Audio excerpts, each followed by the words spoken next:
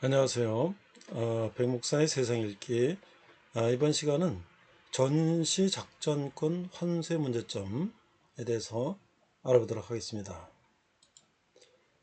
제가 이제 챗GPT한테 물어봤는데요. 전시작전 통제권, 줄여서 전작권이라고 부르고 있는데, 환수는 한국군이 전시의 한미연합군을 주도적으로 지휘하는 체제로 전환하는 것을 의미한다. 근데 이게 사실은 이 전시작전 통제권은요, 6.25 이후에 이승만 대통령이 이제 한미 동맹을 하면서 미군의 자동 개입을 위해서 미국에 넘긴 거죠. 자, 근데 이에 대한 평가는 크게 찬성과 반대로 나뉘며 아래는 반대 측에서 주로 제기하는 문제점들이다. 그래서 이제 전시작전권 환수를 반대하는 입장은 무엇이냐? 첫 번째가 대북 억제력 약화가 우려된다. 현재 전시에는 한미연합사령관 미군 대장이 작전 통제권을 행사하고 있어요. 전작권이 전환이 되면 한국군 대장이 연합군 사령관을 맡게 되는데, 반대론자들은 북한이 미국의 직접 개입 의지를 약하게 인식할 경우 억제력이 떨어질 수도 있다라고 주장을 하고 있어요. 두 번째는 한미연합 지휘체계 변화에 따른 혼선이다.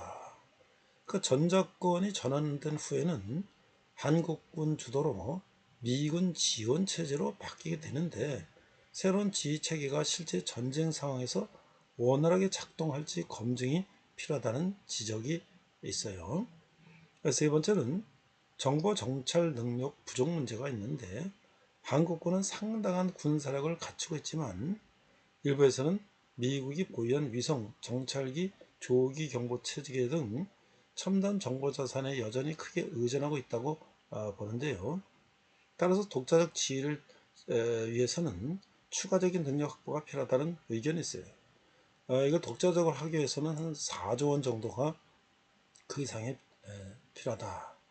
지난번 이제 정동영 통일부 장관이 북한의 핵시설을 구성인도 있다고 추가적으로 이제 공개적으로 얘기를 했기 때문에 미국에서 이제 그 부분을 문제 삼아서 정보 정찰 이 자료를 한국에 주지 않고 있어요.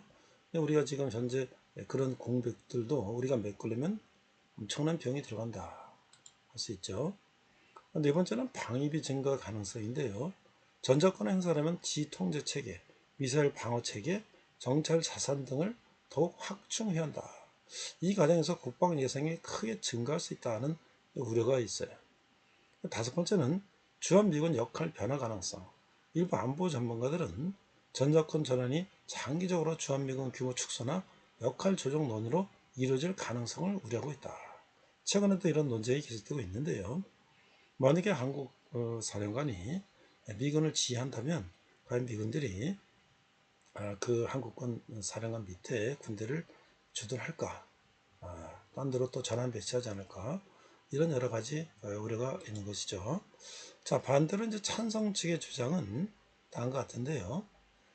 첫 번째가 이제 주권 국가로서 전시에도 자국권을 스스로 지휘해야 한다. 뭐 당연한 얘기죠. 한국은 세계 상위권 군사력을 보유하고 있다. 네 번째, 전작권 한수와 한미동맹은 별개 문제며 동맹은 계속 유지될 수 있다. 네 번째, 자주국방 역량을 강화할 수 있다. 뭐 아주 원론적인 얘기인데요. 지금 우리가 재래식 무기는 우리가 북한을 압도하고 있다고 하지만 북한은 이제 핵을 갖고 있고요. 전쟁이라는 것은 동맹이 많을수록 유리한 것이죠. 우리가 1대1로 북한과 전쟁을 했을 때 북한이 핵을 갖고 있는데 우리가 한미동맹이나 여러 가지 한미연합 이런 전력이 약화되면 우리는 이제 핵이 없기 때문에 상당한 위협 속에 놓을 수가 있는 거죠. 우리가 이런 전시작전권 환수의 문제가 어떤 문제가 있고 어떤 양측의 생각이 있는지를 우리 국민들이 잘 알고 우리들도 그것에 대해서 관심을 가지고 의견을 표시해야 된다고 생각합니다. 이상 백목사의 세상 읽기 전시작전권 환수의 문제점에 대해서 알아봤습니다.